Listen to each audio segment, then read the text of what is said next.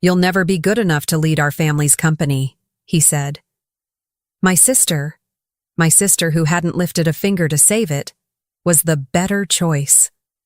Today, I'm standing at the helm of a $500 million empire I built from scratch.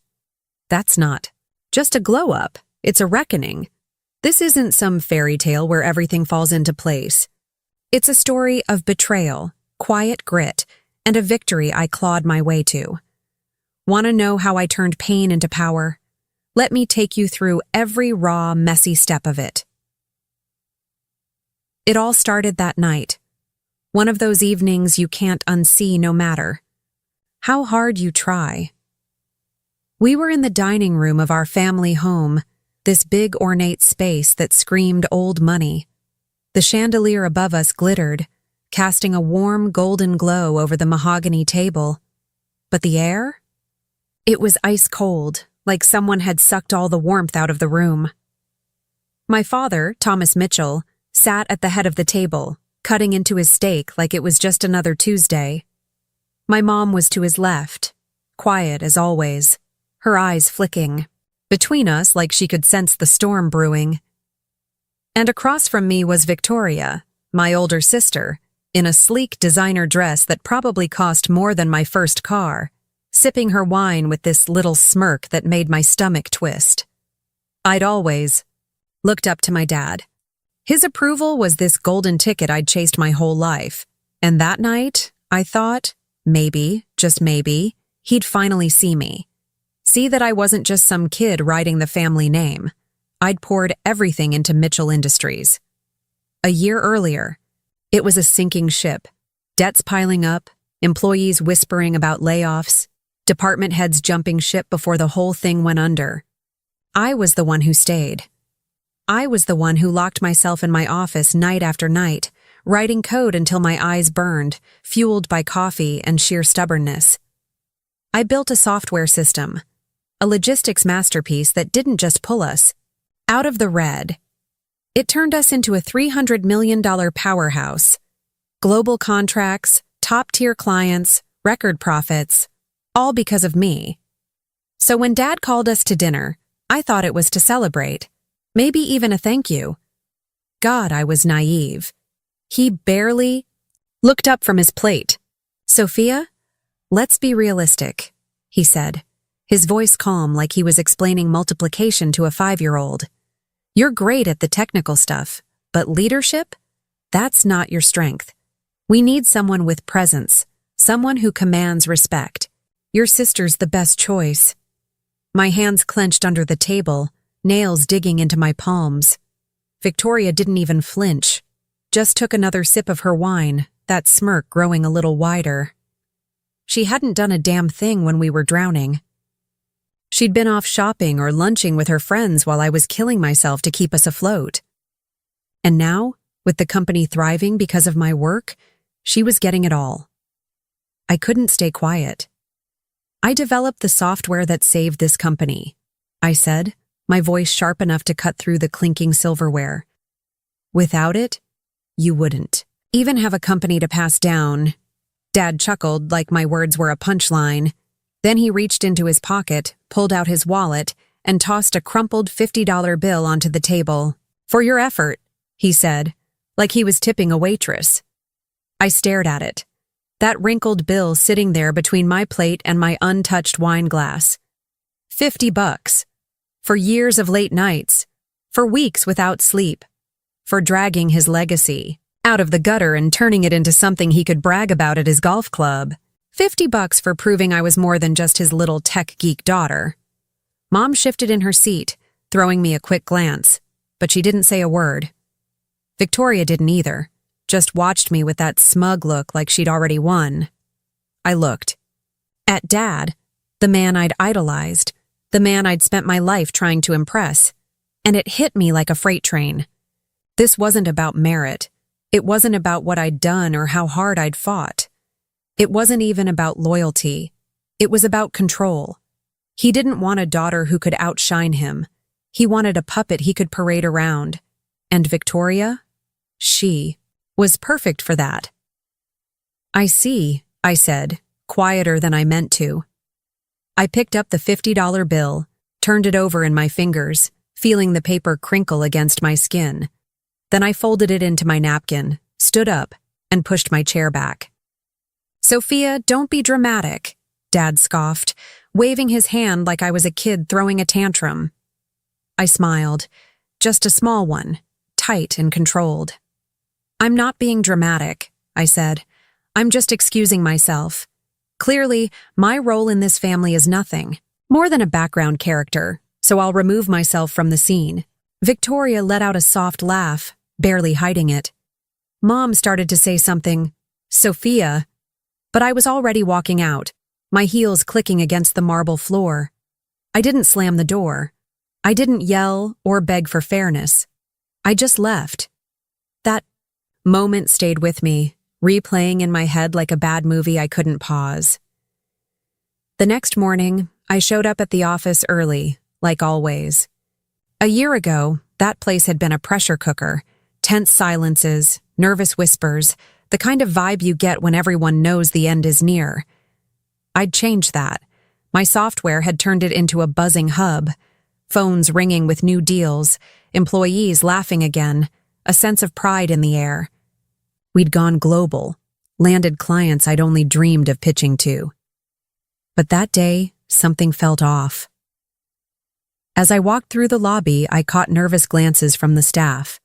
Conversations stopped when I passed by, like I was some ghost they didn't. I know how to face. I got to my office, and the door was already open. My desk empty, my computer gone. The nameplate that used to read, Sophia Mitchell CTO, missing.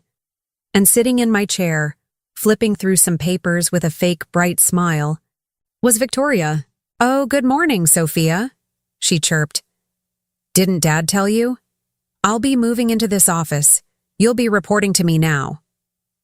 My stomach dropped, but I kept my face blank. "What's my position?" I asked, keeping my voice steady. She tilted her head like she was pretending to think about it, then shrugged. "We'll figure something out. Maybe something in IT support?" IT support. In my company. The company I'd saved? I wanted to scream, to flip the desk, to demand she explain how she could sit there so smugly after doing nothing to earn it. But I didn't. She kept going, her smirk growing. "Dad suggested you take some time off, actually. Relax, maybe work on some hobby projects. But don't worry, you'll still be part of the company, in some capacity." That "some capacity" line hit me like a slap. After every sacrifice, every sleepless night, every line of code I'd bled over, they were tossing me aside like I was nothing.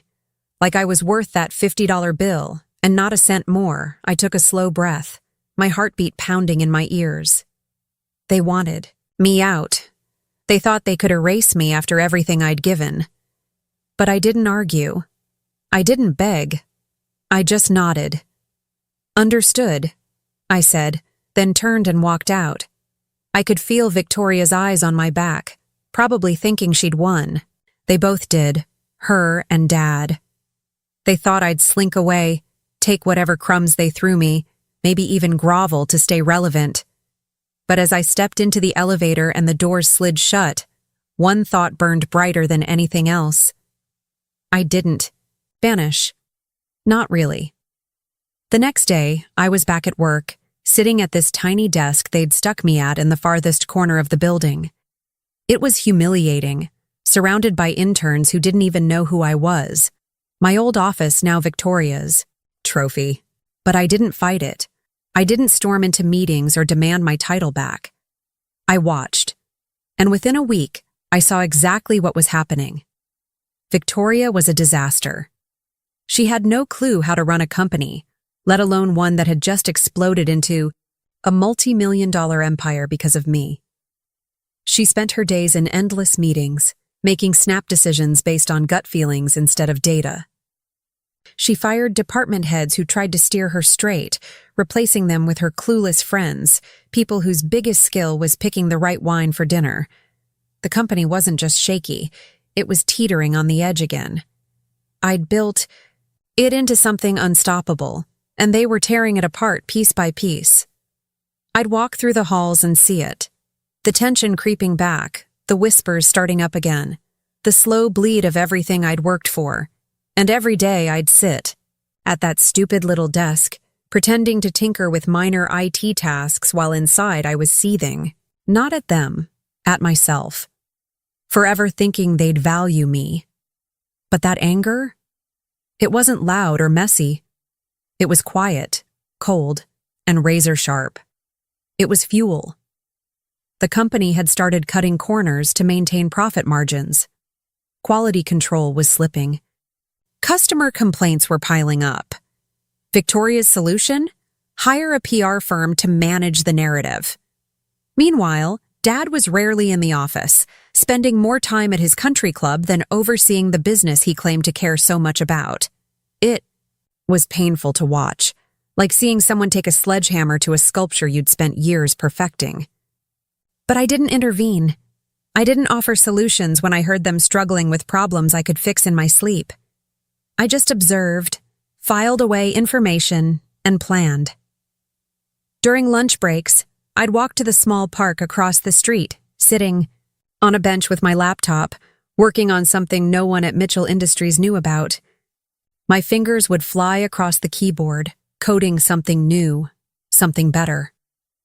I'd return to my desk, smiling politely at colleagues who barely remembered my name, while inside, a fire was building. If they didn't want me at Mitchell Industries, I'd build something bigger, something they couldn't touch. That's when I decided, if they had chosen to undervalue me, I would show them exactly what they had lost. One night, after everyone else had gone home, I slipped out to a coffee shop across town. I sat there in a corner booth, the smell of espresso, thick in the air, waiting for 3 people I trusted more than anyone. Nathan, our old CFO, who'd kept us afloat when we were drowning in debt. He knew every financial trick in the book. He'd resigned 2 weeks after Victoria took over. Zara, the data analyst who'd built our client profiling system from nothing, sharp as a whip and twice as fast. She'd walked out after Victoria dismissed her research as overthinking. And Michael, my lead engineer, who'd coded beside me at 3 a.m. more times than I could count, running on fumes and determination. He'd quit when Victoria brought in her friend's nephew, a fresh graduate with a basic understanding of HTML, to modernize our technology department. All 3 had quit in the last month. They weren't dumb. They'd seen the ship sinking again. They arrived within minutes of each other, sliding into the booth with curious expressions. We'd been friends before, but this meeting had a different energy. It was conspiratorial, electric. Nathan leaned across the table, his voice low. "Sophia, what's the play here?" I looked at them, really looked at them, and pulled out a folder I'd been hiding. Inside was everything I'd been working on in secret. Plans, sketches, a roadmap. "We're building something new," I said, keeping it simple. I didn't need to sell them on it. They were in the second I opened my mouth. See, there was one thing Dad and Victoria didn't know. The software? Sure, the version running Mitchell Industries was theirs. They owned the rights. But the original code? I'd written that years ago, long before I tied it to the company. And the newest version, the one with all the cutting-edge features I'd been perfecting? I'd never uploaded it to their servers. It was mine, locked away, where they couldn't touch it. "The platform I'm building isn't just an improvement on what's at Mitchell Industries," I explained, spreading out the sketches. "It's a complete reimagining. Faster processing, more intuitive interfaces, predictive analytics that make the current system look like a pocket calculator." Zara's eyes widened as she looked over the data flow charts. "This could revolutionize how shipping logistics are handled across entire industries." Michael was already flipping through the code samples I'd brought, nodding with increasing excitement. "This architecture is brilliant, Sophia. You've solved the latency issues we could never crack at Mitchell." Nathan, ever the practical one, was examining the business model.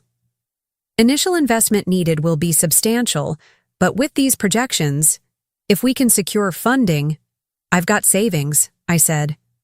enough to get us started. I've also been speaking with some angel investors, quietly. They're interested. We stayed there until closing, huddled around that small table, planning our future, building something from the ashes of betrayal. By the time we left, Phoenix Technologies existed, if only on paper and in our minds. But that was enough. For the next month, I worked in the shadows. I'd sit at that corner desk by day, playing the part they'd forced on me, while at night, I'd hole up in my apartment refining the code. I made it faster, stronger, smarter, better than anything Mitchell Industries had ever seen. Nathan, Zara, and Michael were with me every step, meeting in secret, pooling our skills. We didn't need a fancy office or a big budget, just our brains and a hell of a lot of coffee. We rented a small workspace in a nondescript building across town. Nothing flashy, just functional. Second-hand desks, basic computers, whiteboards, everywhere. We worked nights, weekends, anytime we could steal. The code grew more sophisticated, the business plan more solid, our determination more fierce. Meanwhile, Mitchell Industries continued its decline. Victoria had implemented a company-wide rebranding. New logo, new mission statement, new color scheme. All style, no substance. The core problems, inefficient systems, poor customer service, declining innovation, remained untouched.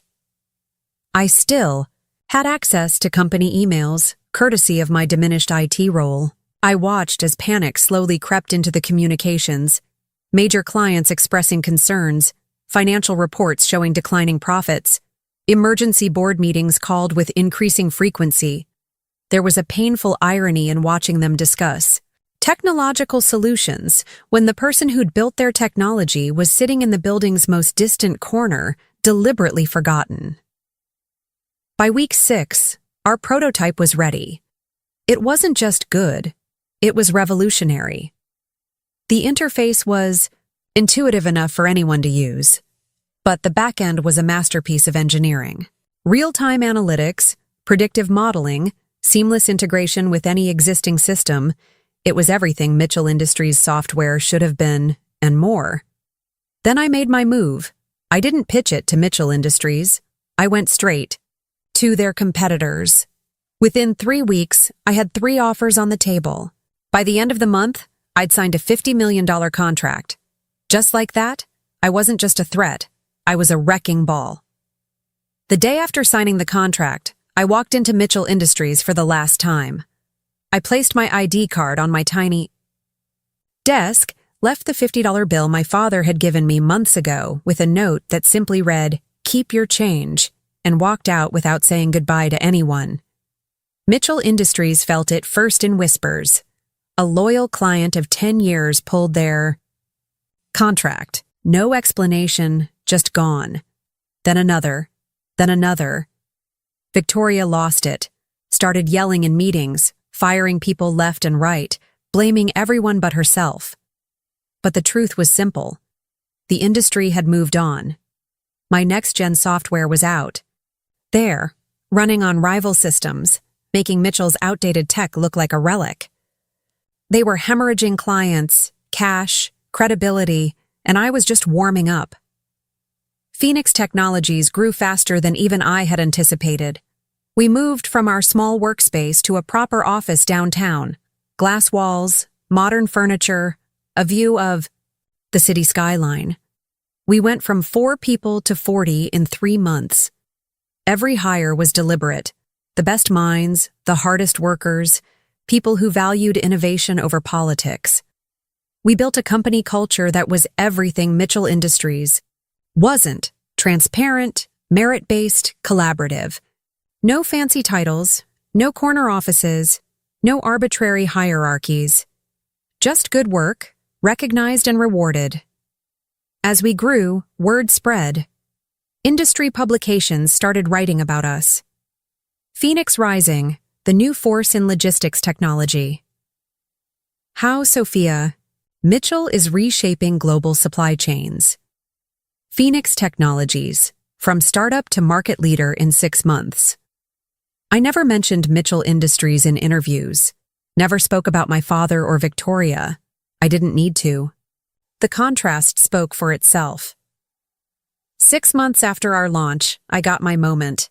I was at the Tech Innovators Gala, this massive industry event in a swanky hotel ballroom. Chandeliers sparkling, champagne flowing, every big-name CEO and investor in the room. I sat there sipping my drink when the host took the stage. "Tonight, we honor the visionaries pushing us forward," he said. Sophia Mitchell, creator of the most groundbreaking logistics software on the market today, has redefined how global corporations operate. Her company, Phoenix Technologies, is now valued at over $500 million. The room erupted, applause so loud it shook the walls. I stood up, my heels clicking on the polished floor as I walked to the stage, feeling every eye on me. But then I saw them, Dad and Victoria, tucked in the back row, faces pale. Their company was crumbling, bankruptcy looming, and they knew why. I took the mic, smiled, not out of spite, not for revenge, but because I'd finally gotten it. I didn't need their approval. I'd won on my terms, and they couldn't stop me. My speech was brief. I thanked my team, especially Nathan, Zara, and Michael. I spoke about innovation, about resilience, about building technology that truly served people. Not once did I mention Mitchell Industries or my past. I didn't need to give them even that much importance. That night, as I looked out at the crowd, I felt this weight lift, like I'd been carrying their doubts my whole life and finally let them go. But the real payoff? That came later. A year after, that dinner, the one where Dad threw that $50 bill at me like I was trash, I was sitting at the head of Phoenix Technologies' conference table, flipping through our latest quarterly report. Revenue, $320 million. Market share, 48% and climbing. Mitchell Industries? They were done. I'd dismantled them step by step. Their clients were ours now. Their stock had tanked. A leaked financial report confirmed it. Bankruptcy was days away. And then, at 10 a.m. sharp, my assistant buzzed me. "Sophia, your father and sister are here." They walked in like ghosts. Victoria's designer outfit couldn't hide the bags under her eyes. Dad, who'd always carried himself like a king, looked old, beaten. They sat across from me, and Dad spoke. First, his voice careful. "Sophia, we need to talk." I leaned back watching them. "Go on," he sighed. "We've had our differences, but we're family. Mitchell Industries is struggling. We need your help." There it was. The plea I'd known was coming. I let the silence stretch, savoring it. "What are you asking me to do?" I said finally. "We're offering you a leadership role," he said. "Something meaningful. I realize now we underestimated you." I tilted my head. "You realize now?" Victoria jumped in, her voice tight. "Sophia, don't be petty. We need you, okay?" I laughed. Couldn't help it.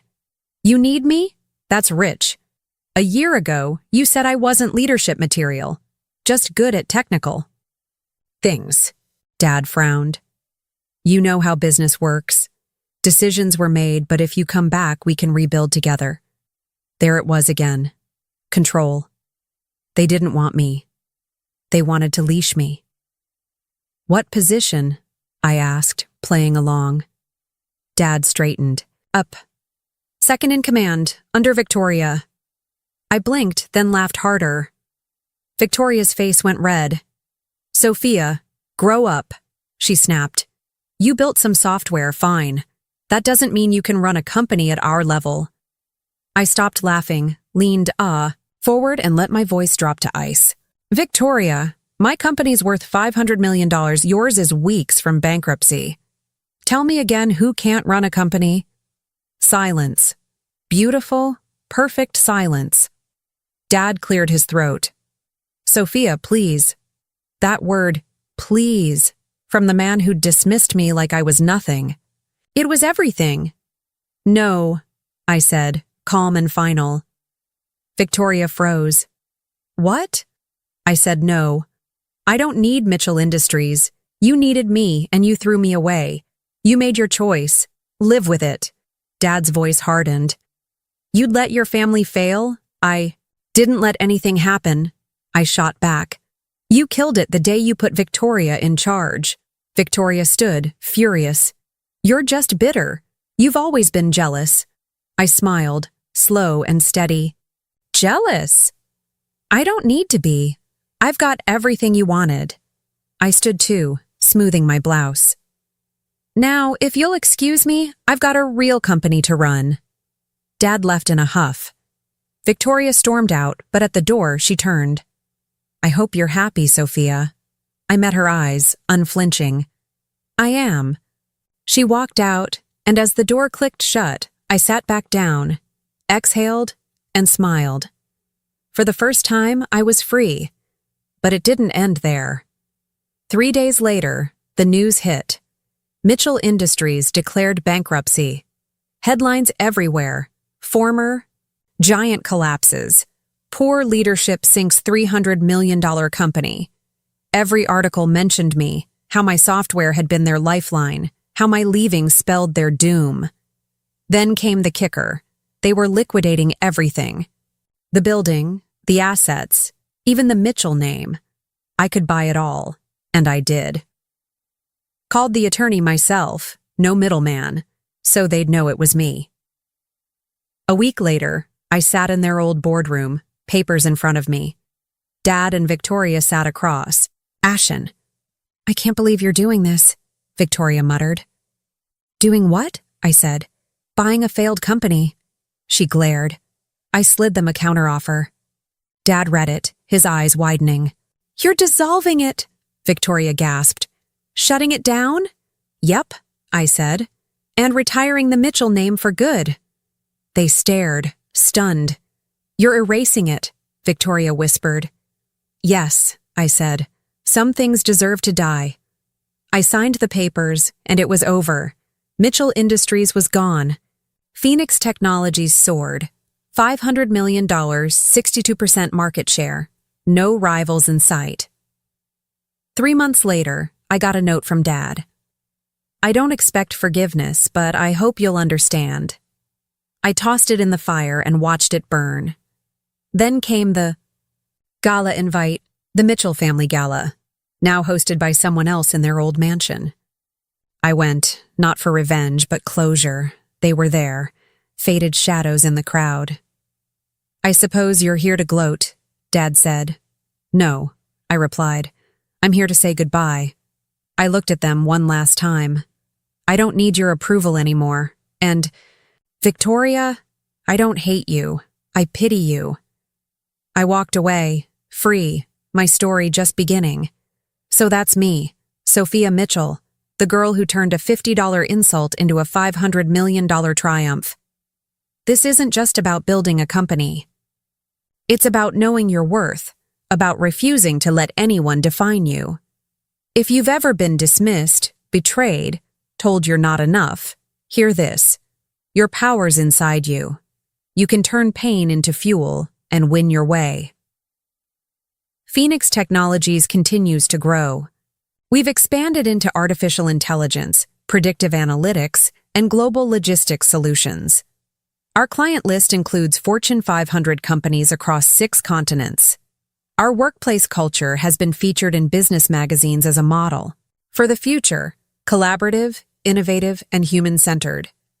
I don't think about Mitchell Industries anymore. I don't think about that dining room, that $50 bill, or that tiny desk in the corner. Those were just chapters in a story that's still being written, chapters that taught me what I'm made of. Last week, I launched a foundation to support women in tech, providing scholarships, mentorship, and startup funding to girls with big dreams and limited resources. The first cohort of scholarship recipients includes 20 brilliant young minds who remind me of myself at their age, hungry to prove themselves in a world that too often underestimates them. Sometimes, on quiet evenings, I think about that. Night. How close I came to accepting what they thought of me, how easy it would have been to stay small to please them. And I'm grateful for their cruelty, because without it, I might never have discovered what I'm truly capable of. Success isn't about proving others wrong. It's about proving yourself right. It's about taking the path that honors your potential, even when, especially when, others can't see it. My journey isn't over. In fact, it's just beginning. But I no longer measure my worth by anyone else's yardstick. And that, more than any business triumph, is the real victory.